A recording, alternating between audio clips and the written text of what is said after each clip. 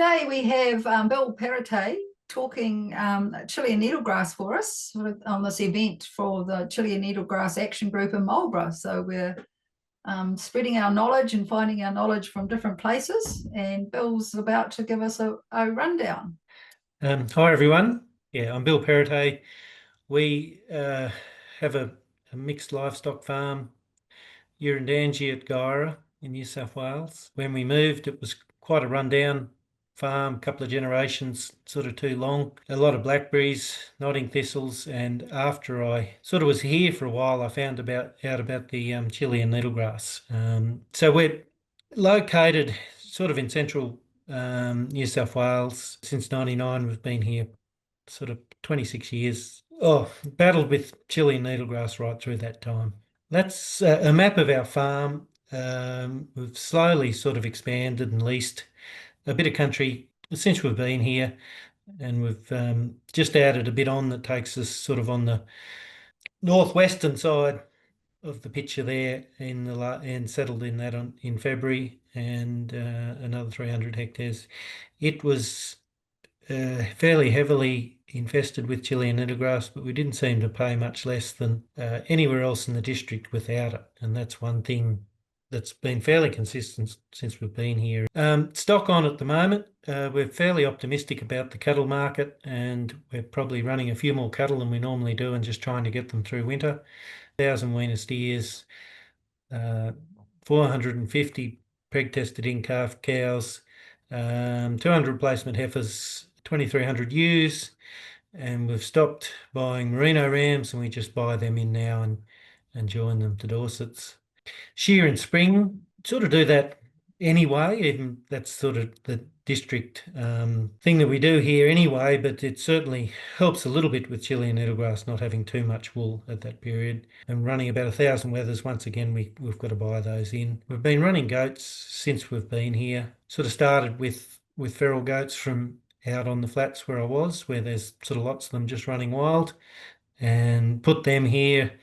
And then I went to boar goats and had a lot of trouble trying to keep them alive in this sort of high rainfall, high altitude country. And so I've started my own breed called the Urangandie Brown, where I don't drench or do anything to their feet, and only really breed from the ones that survive under that regime, and been doing that since 2011. Got a fairly resilient goat here.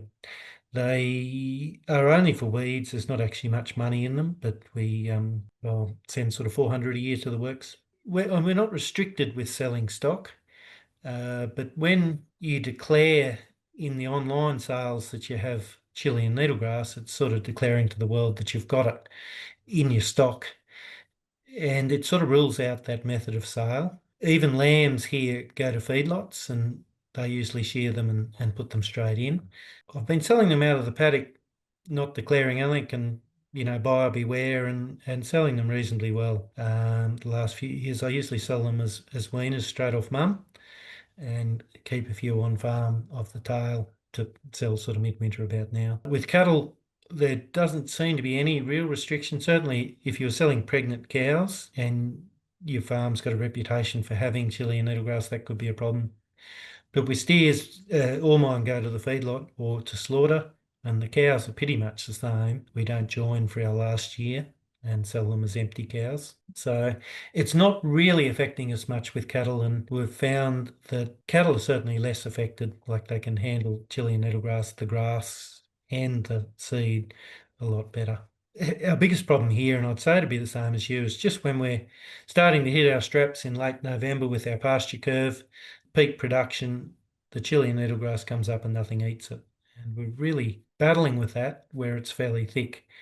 And all our targeting of Chillean needlegrass is trying to reset that and take that unpalatable stage out and keep it palatable all the year. And it's not so much trying to get rid of it, because I think that's impossible. You can sort of put something else in and you can kill it and you do different things, but 10 years later it's going to be back there. So we're trying to learn the ways to live with it. Certainly the biggest impact for all of us is just the psychological thought of having it here. It's really annoying. Seed gets in your farm dogs all through your vehicles.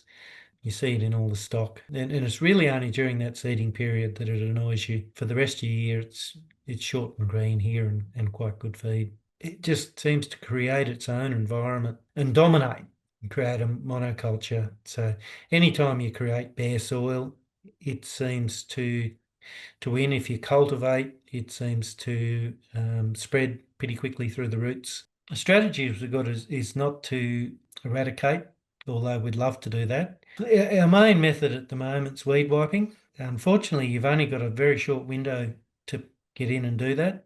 Sort of only about 12 days between when it's high enough above the grasses to get a good go at it, and it's not actually producing hard seed and coming off on the wiper.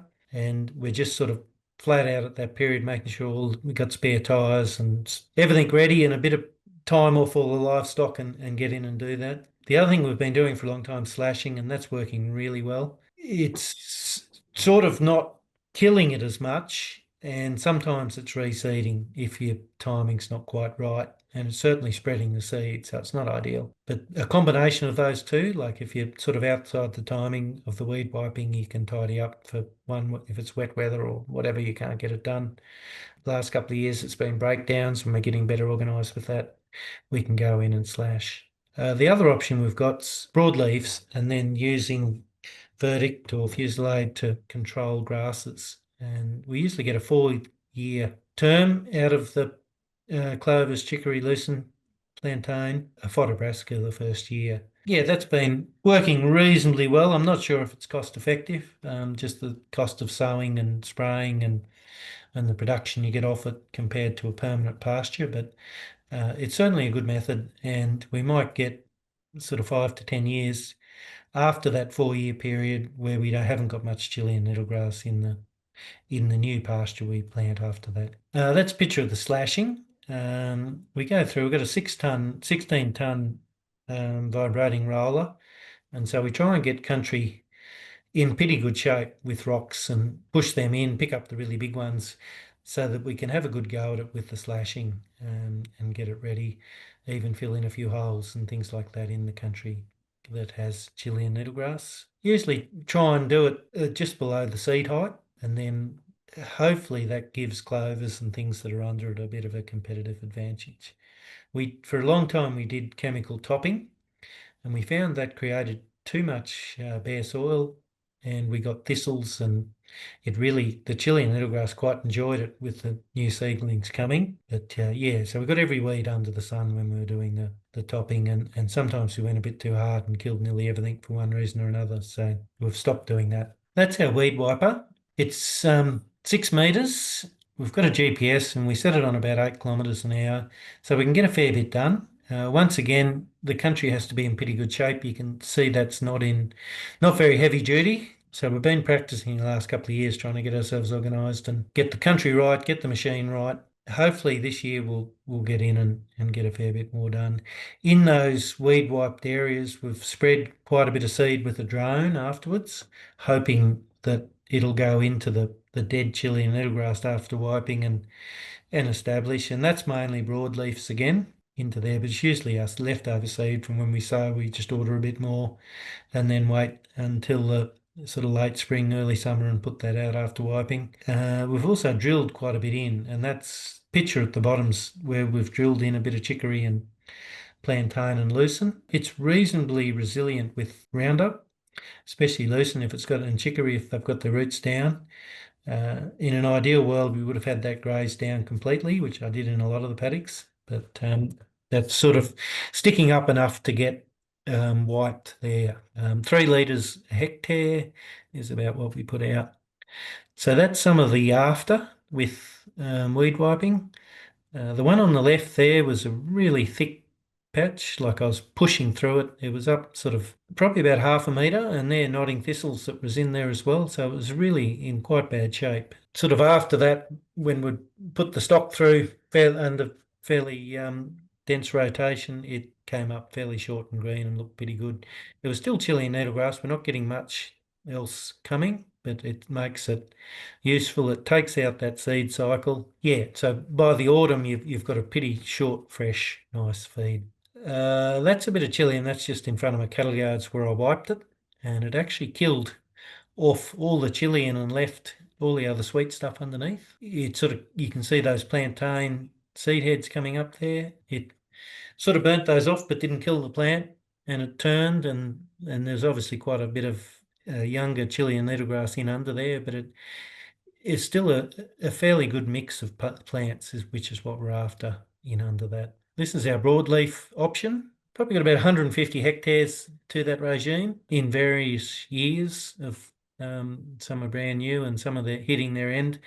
Probably the depreciation's the biggest problem. Like it gets thinner and thinner every year and sort of less productive. We've got that in some of our techno areas, which sort of utilises it nicely. And we're fairly relaxed with the spraying. We let the Chillean sort of germinate and get up a bit before we give it that selective spray and use it during the winter when it's quite valuable. And then we usually do a selective spray in late winter each year just to take out all those grasses. I was surprised how much came after the drought. We had a huge drought here in 2019. It came up everywhere in this district, and I sort of been to a couple of places and friends in the south and sort of got out of the car and thought, oh, there's a bit of Chilean needlegrass, and looked up and there's sort of whole farms, like you look out and people's lawns. It seems to be a lot more about than what I thought there was. I thought we were the only area with it. And there's quite a big area that it could spread to if it's left unchecked, which without any livestock restrictions or fodder restrictions, it could do that. So hopefully we can get a new tool to deal with it in the future. When we had a small group here around Black Mountain where our farm is, there was a few people that were concerned about it. There were smaller landholders trying to deal with it and know what it looked like. And so we had a couple of field days about it to try and identify it, what to do, and everyone was finding it after thinking they didn't have it. And the main thing was identification. And there was a few people that didn't know what it looks like that actually found a tiny area before it got away. Funnily enough, it's always somewhere where someone comes in, and one was at a cattle loading ramp, and others was where an earth mover had dug an electrical cable. It's got to come in somehow, and it usually doesn't blow in, so it's usually a vehicle or stock. That little group we had on identification, we had a bit of funding left over, and we decided to have a day in our local club, thinking a handful of people would turn up, and it was absolutely packed with landholders. We had a little bit of a panel to talk about it, people with it and what it looks like and what we thought to do. And then we had a pressure to have a second one because a lot of people said, oh, I would have loved to have gone to that, but I couldn't go. And it was packed as too. So we probably had about 160 people come to these days, and you're flat out getting anyone to come to anything lately. So it was a sort of mild panic about Chilean needlegrass in the district, and people been pottering away doing sort of workbench area sizes of patches of plants in the paddocks, and all of a sudden they had whole paddocks of it after the drought. And so whether they'd farmed it or just the bare soil, it had just taken off. So yeah, so there was a lot of community worry about it. Yeah, and so after that we formed a small working group to try and do different methods of controlling and eradicating, and then put all our sort of results into a central point and see what everyone thought. And we're still doing that. Mine's been the weed wiping, and we've got a couple of marker points in the paddock where we've weed wiped fairly effectively for the last 3 years. Unfortunately, it doesn't seem to be reducing the Chilean needlegrass at all, but I do have those broadleafs coming underneath, a bit of clover and plantain and chicory. We're certainly knocking out that seed each year, so we're taking a few photos of it. The New South Wales DPI are involved and looking at options for people with what they should do. Is the first thing's been able to identify it on your farm. There was a joke here that if you have, an area the size of your kitchen table, go and get a load of cement and chuck it on top of it. If you've got more than that, learn to live with it. And I think that's a fair call. Like once you get to a certain level of it, you just simply cannot get rid of it with chemicals available at the moment, because the chemicals we've got available kill everything. kill every grass. There's sort of a stage there where you have to make a decision, and a lot of the time when you're trying to get rid of it, you're just creating bare soil and actually making it worse. And then, you've got to look at the options with those dense infestations and of biosecurity, and trying to, if you've got separate farms, keep it off the farm you've got, or if it's in only a portion of the farm, having some sort of farm plan with machinery and stock to avoid spreading it during those after it's seeded in late spring, early summer. Oh, I've already mentioned land values. Doesn't seem to have stopped people from buying places. Some of the places around here that have made the most money have had quite a bit of Chilean needlegrass. It seems to like the most productive fertile country here. If you have to live with it, think you can probably still do your 10 tonne of dry matter and with it, and with a bit of management and a few strategies, you can still be just as competitive and profitable with it as without it.